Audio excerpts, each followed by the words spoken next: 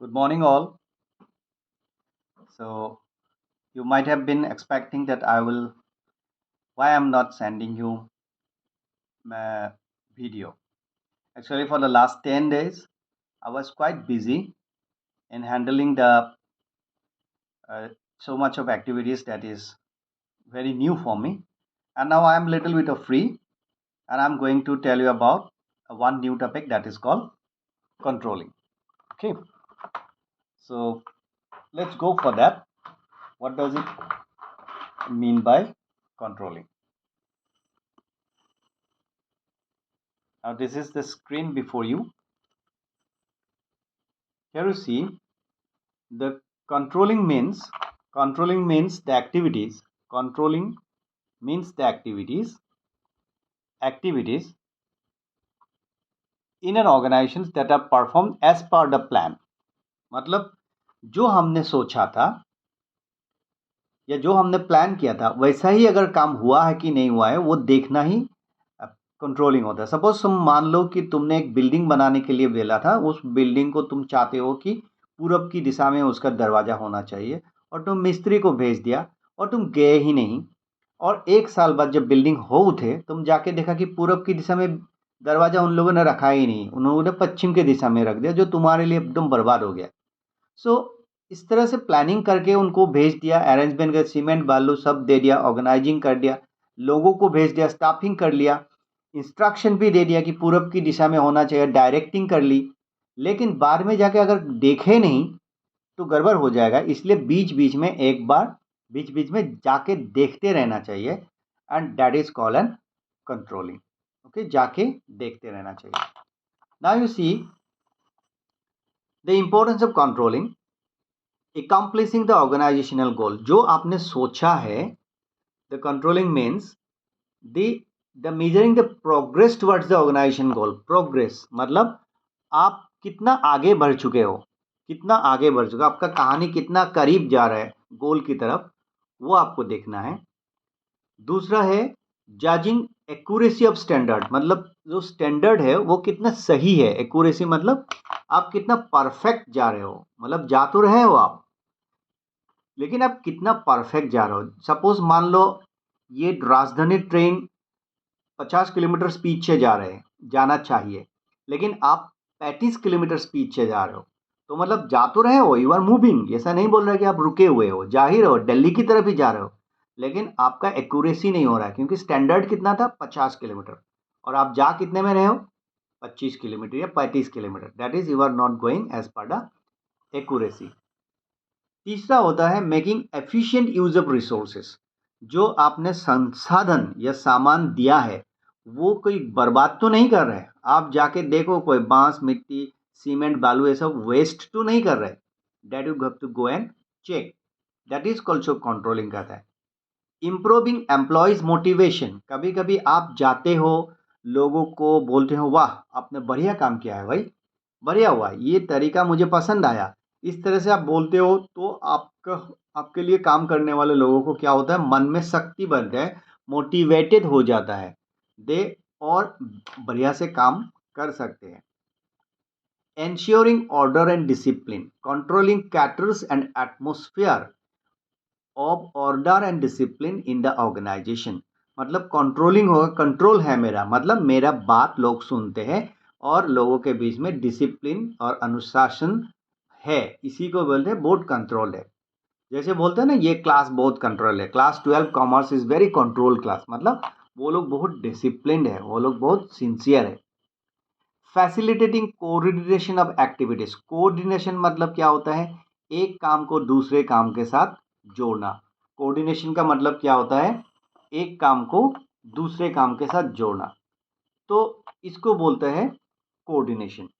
तो जब आप एक काम को दूसरे काम के साथ जोड़ना चाहोगे तो वो कोऑर्डिनेशन होगा, लेकिन कैसे करोगे, आप खुद जाके अगर वहाँ पे देख रेख करोगे, आप उनके बीच में इंटीग्रेट करने के लिए खुद से प्रयास करोगे तो कंट्रोलिंग होगा, ये कोऑर्डिनेशन होगा। ठीक है, नाउ इट इज लिमिटेशंस। क्या बोल रहे हैं, लिमिटेशन। लिमिटेशन ऑफ कंट्रोलिंग में सबसे पहला बात आता है difficulties in setting qualitative standard. Standard तो है, क्वालिटेटिव मतलब इसका डिजिटलाइज करना मुश्किल है। स्टैंडर्ड जो है वो तो है, लेकिन उस स्टैंडर्ड को आप डिजिटलाइज करना आपके लिए थोड़ा सा तकलीफ हो जाते हैं। कैसे तकलीफ होता है? कोई भी स्टैंडर्ड आप लेके आए हो, उस स्टैंडर्ड को आप डिजिटलाइज करना आपके लिए तकलीफदायक हो जाता है। कैसे डिजिटलाइज करना तकलीफदायक? आप कहते हो काम बहुत अच्छा चल रहा है, लेकिन कितना? हाँ, स्पीड, हाइट, ये सब डिजिटलाइज कर सकते हो, लेकिन अच्छी बुराई भलाई ये सब आप डिजिटलाइज नहीं कर सकते हो। कभी कभी उसके वजह से आपको परेशानियां होने को हो सकता है। नेक्स्ट आपका क्या आता है?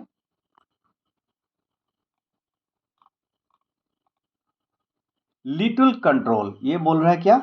Little control of an external factors. External factors का मतलब है जो चीज हम हमारे अपने में नहीं होता है, जो चीज बाहर से आते हैं, that is called external factors. वैसे एक्सटर्नल फैक्टर्स जैसे गवर्नमेंट पॉलिसीज हो, कि बाहरी शक्ति का मतलब इन्फ्लुएंस हो, लोकल पीपल का इन्फ्लुएंस हो, या कल्चर का इन्फ्लुएंस हो, या natural earthquake, rain water, flood, वो सब का उसमें कंट्रोल आपका ज़्यादा फायदे नहीं देता है। देन रेजिस्टेंस फ्रॉम एम्प्लॉय, ये एक अलग फंडा होता है कि कभी कभी क्या हो जाता है।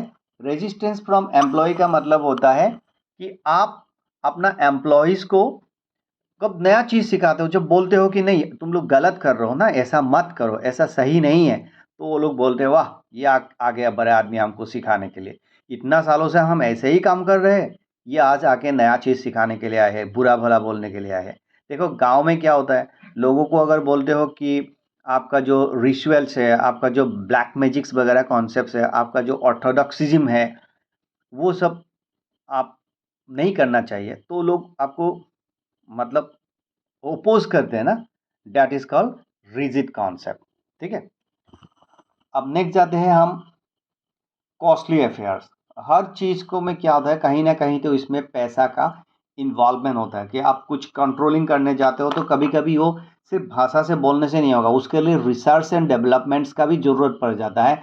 आपको उसके लिए जजमेंटाइज वैल्यूएशंस करने के लिए आपको इधर उधर घूमने का पड़ता है, किसी किसी का मदद लेना पड़ता है, किसी टेक्नोलॉजी का मदद लेना पड़ता है, तब ये कॉस्टली बिजनेस हो जाता है।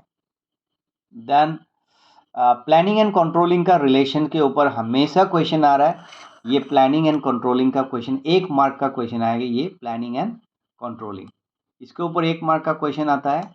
तो इसका सीधा सीधी सार होता है कि what is the relationship between planning and controlling. तो कुछ भी नहीं है, आप बस इतना बता दो कि प्लानिंग एंड कंट्रोलिंग का यही रिलेशन होता है कि प्लानिंग पहले किया जाता है और कंट्रोलिंग उसी प्लान को साकार हुआ कि नहीं वो देखता है। मतलब कंट्रोलिंग प्लानिंग का ही एक एंड पोर्शन है।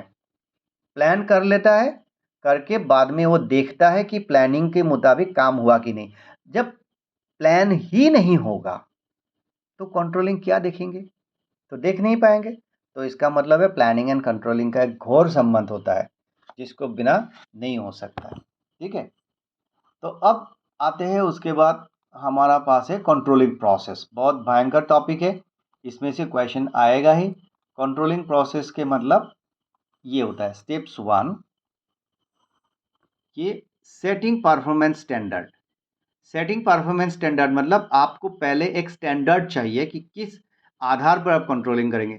जाओ तो बेटा देख के आओ हमारा गाड़ी कितना स्पीड से चल रहा है, तो सही चल रहा है कि गलत चल रहा है। हाँ, उन्होंने जाके देखा कि 35 किलोमीटर स्पीड से चल रहा है। अब उनको क्या पता कि सही चल रहा है कि गलत चल रहा है, क्योंकि उनको किसके साथ कंपेयर करेगा। लेकिन अगर उसको बोल दिया जाए कि जाओ बेटा देखो कि गाड़ी 50 किलोमीटर की स्पीड से चल रहा है कि नहीं, दैट मीन्स आपने एक स्टैंडर्ड उसको बता दिया कि 50 किलोमीटर की स्पीड से चल रहा है कि नहीं, तो वो जाके देखा कि नहीं यार, ये 50 किलोमीटर की स्पीड से तो नहीं चल रहा है, ये क्या कर रहा है 35 किलोमीटर की स्पीड से चल रहा है। तो आप क्या बोलोगे, नहीं पापा ये सही नहीं चल रहा है, वो गलत चल रहा है। तो that is called you have to put up a proper standard. Next आता है कि मेजरिंग एक्चुअल परफॉर्मेंस। अब आपको क्या करना है कि ठीक है आपको तो स्टैंडर्ड पता चल गया कि 50 किलोमीटर गाड़ी का स्पीड होना चाहिए। और आप अपना मीटर देख रहे हैं, अपना मीटर देख के आपको बताना है कि कितना है, 35 किलोमीटर चल रहा है, जबकि गाड़ी को कितना चलना था, गाड़ी को चलना था 50 किलोमीटर्स। कितना चलना था, 50 किलोमीटर्स। और चल कितना रहा है, चल रहा है 35 किलोमीटर्स। तो ये गलत हो गया। ये 35 किलोमीटर्स एक्चुअल है। व्हाट इज दस मीन बाय एक्चुअल? ये एक्चुअल चीज को देखना है और उसके बाद कंपेयर करना है। ठीक है, नेक्स्ट आपका आएगा कि कंपेयर करना है। जो घटना घटी 50 और 35 के बीच में कंपेयर करना है, तब आपको ज़्यादा है कि कम है कुछ ना तो आंसर मिलेगा। जी हाँ, अब क्या हो रहा है, कम हो रहा है, मतलब वो बहुत ज़्यादा चलना चाहिए, 50 किलोमीटर चलना चाहिए। कितना चल रहा है, 35 चल रहा है, तब तो समय पे नहीं पहुंचेगा, गलत हो रहा है, उसको बोलेगा कंपैरिजन करना। अब कंपैरिजन करने के बाद उसको देखना चाहिए कि हमारा जो डिफरेंस आ रहा है, 15 किलोमीटर का जो डिफरेंस आ रहा है, 50 माइनस 35, 15 किलोमीटर का जो डिफरेंस आ रहा है वो क्या है, कैसे है, क्यों है, इसका वजह से क्या घटना घटने वाला है, इसका आउटपुट क्या होने वाला है, सिचुएशन में क्या प्रॉब्लम आने वाला है इसके वजह से, दैट वी हैव टू सी। ठीक है, अब उसके बाद क्या करना है, आपको एक करेक्टिव मेजर्स भी लेना पड़ेगा। You have to take a corrective measures कि गलत है तो सही भी करना पड़ेगा। अगर स्पीड कम है तो स्पीड बढ़ाया जाए, that you have to do. अब क्रिटिकल पॉइंट या ये मैनेजमेंट बाय एक्सेप्शन, ये दो मेथड है। इसका बहुत बड़ा क्वेश्चंस तो आता हुआ मैंने नहीं देखा है। तो उसको बोल रहा है कि क्रिटिकल पॉइंट कंट्रोल का मतलब है इट इज लाइक, इसमें क्या बोला है, it is neither economical nor easy to keep a check of each and every activities on an organization। Organization का हर एक्टिविटीज को तो आप बार बार देख नहीं सकते, वो किसी हम संभव नहीं है।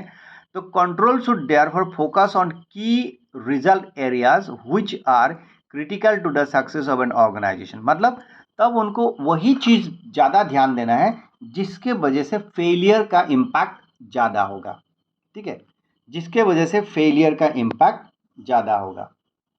ठीक है, तो फॉर एग्जाम्पल्स हम बोलते हैं कि मान लो हमारा विद्यालय में आप लोगों को खेल कूद में भी सुबह मॉर्निंग असेंबली में भी बुलाया जाता है, क्लास में भी बुलाया जाता है। लेकिन मान लो आपने मॉर्निंग असेंबली में कभी कभी छूट जाते हैं आने से, लेकिन आप क्लास में रेगुलरली आ रहे हैं, तो इसका मतलब है आपका मॉर्निंग असेंबली छूटने से भी आपका जो बेसिक हमारा टारगेट है पढ़ाने समझने का, ओए बेसिक जो ऑब्जेक्टिव्स होता है वो सक्सेसफुल हो जाएगा। लेकिन अगर आपको morning assembly, evening assembly, morning PT वो सब ठीक ठाक करे, गेम्स भी कर रहे, लेकिन क्लास ही में नहीं आ रहा है बच्चा, अब बात ही खत्म हो गया। तो वो क्रिटिकल पॉइंट क्या है, स्कूल के लिए क्रिटिकल पॉइंट क्या है, खेल में नहीं आना कि क्लास में नहीं आना? ऑफकोर्स क्लास में नहीं आना, तो उसमें ज़्यादा ध्यान देना है। और दूसरा बात है बोला कि management by exception. Management by exception which is often refers to a control by exceptions. It is important principles of management control based on the belief that an attempt to control everything results is controlling nothing। तो उन्होंने बोला है कि सब कुछ control करने जाओगे तो आप कुछ भी नहीं कर पाओगे। मतलब आपको ना कुछ गिने सुने मेन इश्यूज में ही कंट्रोल करना है, नॉट एक्सेप्शनल इश्यूज को control. Significant deviations beyond the permissible limit should be brought to the notice. मतलब आप देख रहे हो कि हर बात को आप, डेविएशन तो होगा, मतलब इधर में भी थोड़ा सा कम ज़्यादा तो हो रहा है, लेकिन क्या है भाई, अगर चाय में चीनी डाला गया है तो थोड़ा सा भी कम हो गया तो इसमें इतना बवाल मचाने का क्या ज़रूरत है, कम हो गया कोई बात नहीं चलेगा, थोड़ा सा भी ज़्यादा हो गया तब भी चलेगा, दाल में थोड़ा सा नमक ज़्यादा है, थोड़ा सा नमक कम है तब चलेगा। लेकिन अगर चाय में चीनी के बदले नमक डाल दिया गया तो भगवान मर गया। तो चीनी के बदले अगर नमक डाल दिया गया तो ये भयंकर घात होगा। तो इस तरफ के जिसका जो ज़्यादा गहरे सदमा पहुंचाने वाले इश्यूज है उसको ज़्यादा सीरियसली लेना चाहिए और जो इग्नोरेबल मैटर है जिसको आप अच्छा कर सकते हो तो उसको आप भूल जाओ। ठीक है, तो यही इसमें बोलने का प्रयास किया गया है। तो नाउ उसके बाद ये बोला है, देखो करेक्टिव एक्शन लेना है, मतलब you have to take step 5 में जो गलत है, गलत हो गया, आपको पता चल गया कि भाई गलत हो रहा है, अब हाँ गलत हो रहा है होने दो, ऐसा नहीं होगा भाई, उसको सुधारो, सुधारने के लिए तो तुमने कंट्रोलिंग किया है। ठीक है, तो भाई रुको रुको रुको, ऐसा मत करो यार, तुम कहाँ के पश्चिम की तरफ दरवाजा देने लगा, कुछ नहीं पता है, चलो चलो ऐसा नहीं है, जाओ पूरब की दिशा में लगा, उसको उखाड़ो उसमें लगा, that is called corrective measures. ठीक है, तो इसी के साथ साथ ये चैप्टर्स हमारा खत्म हो जाता है। देन आई होप तुम लोग को ये चैप्टर्स थोड़ा समझ में आए होंगे। So anyway, give me the feedback in the comment box कि आपको कभी भी कोई डाउट हुआ कि समझ में नहीं आया, कुछ भी हुआ तो मुझे कमेंट बॉक्स में बताओ, तो मैं उसके बाद आपको कांटेक्ट कर सकता हूँ। ठीक है, या तो अपना हाउस मास्टर सर का मोबाइल नंबर लेके भी मुझे फ़ोन करो, then I will give you the comment on that. Okay, so good night for today.